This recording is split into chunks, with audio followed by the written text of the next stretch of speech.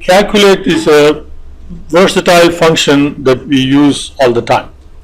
Okay, and calculate function works somewhat like SUMIF. Have you used SUMIF? This is more versatile and more powerful SUMIF function. SUMIF function, what SUMIF does is it looks at one column of data and filters that column of data based on a condition, that if condition, and then sums another column for those, when those conditions are met. So that's exactly what is happening here.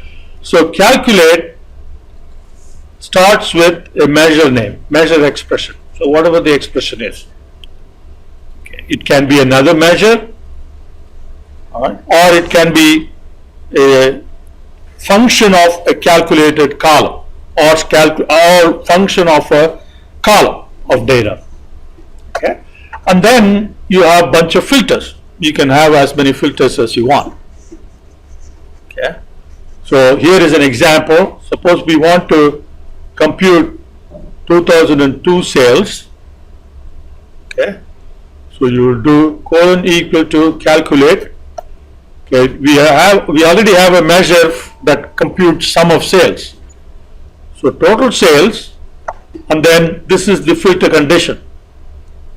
Here equal to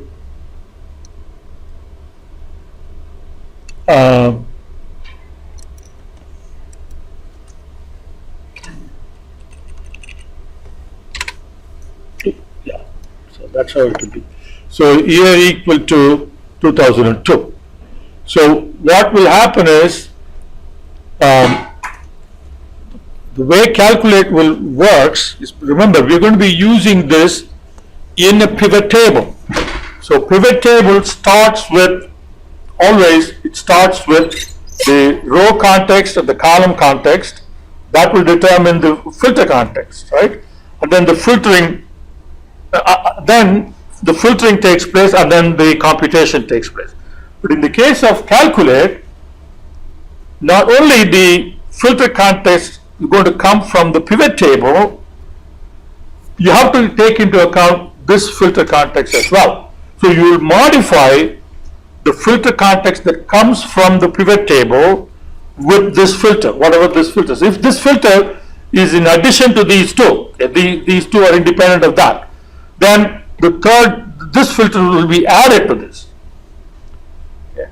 But if this filter is part of, it's also using the row or the column dimension, then the filter context that comes from the pivot table will be modified with the filter context of calculate. The filter context or filter condition in calculate takes precedence over the pivot row and column context. So let's set up. So suppose we want to calculate promotional sales as a percentage of total sales. Okay. So we have here sales type, transaction type. Okay, there are 3 transaction types. So transaction type 1 is regular sales, 2 is refunds, and 3 is promotional sales. Okay, and what we want to do is to express the promotional sales as a percentage of total sales. Okay, and we also want net sales, that is net of the refunds, if any. Okay, suppose that's what we want, then we can use calculate to set up with the filter in calculate. We can set up formula measures that will calculate the regular sales and promotional sales and refunds. So regular sales is equal to,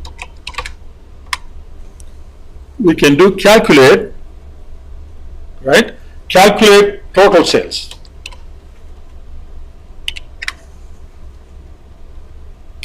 The first item is the measure name. Okay. And then you have your filters. here type, so transaction type, right? Transaction type is equal to 1 will give you regular sales.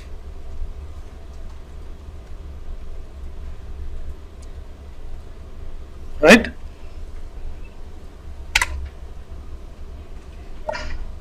Okay. Now go to the next column, and then promo sales is equal to, again you calculate, all right, total sales,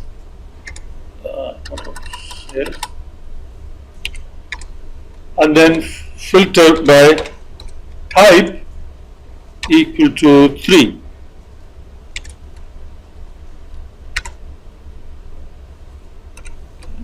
And then refunds is calculate total sales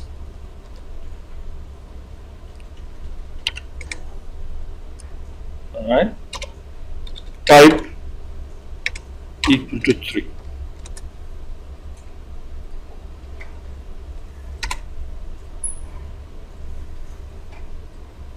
Okay.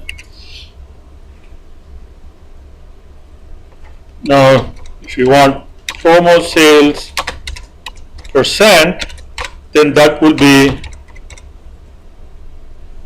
promo sales divided by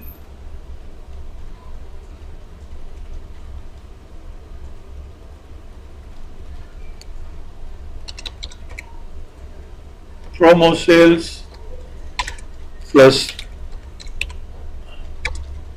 regular sales. Make sure that the denominator has parentheses properly set. Okay. And then let's say one more, net sales is regular sales plus promo sales minus refunds.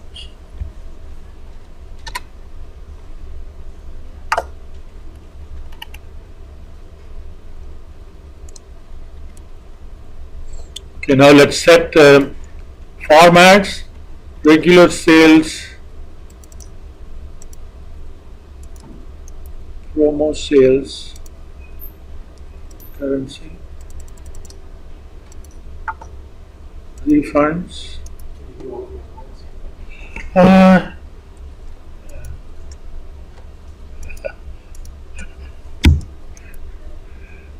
Oh, so it doesn't give you a format.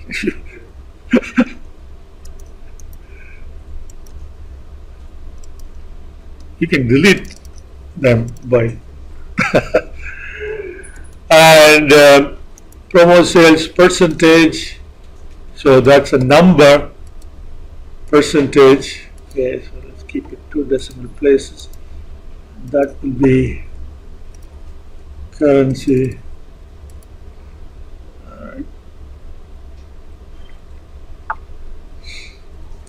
All right, so now we can build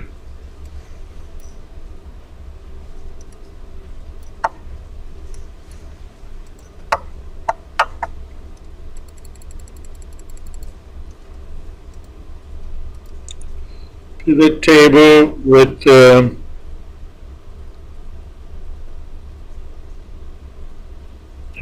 so month,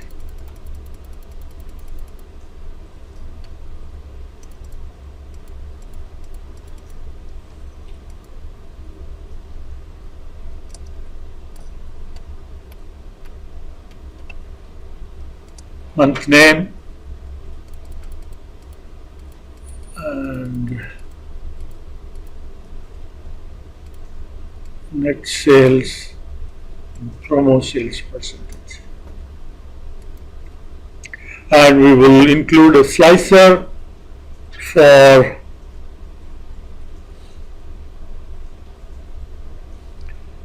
year slicer.